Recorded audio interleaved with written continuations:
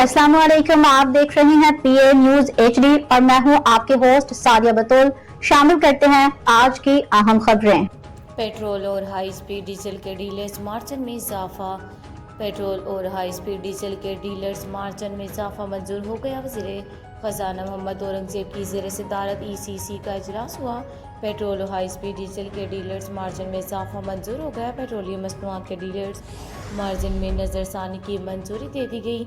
ECC ने petroleum division की summary की मंजूरी दे दी। इस राय के मुताबिक पेट्रोल और डीजल पर डीलर्स मार्जिन में 15.51% इजाफा मंजूर कर लिया गया।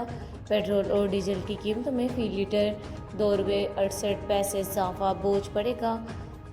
पेट्रोल के फ़ी लीटर पर डीलर मार्जिन ₹1.34 बढ़ जाएगा।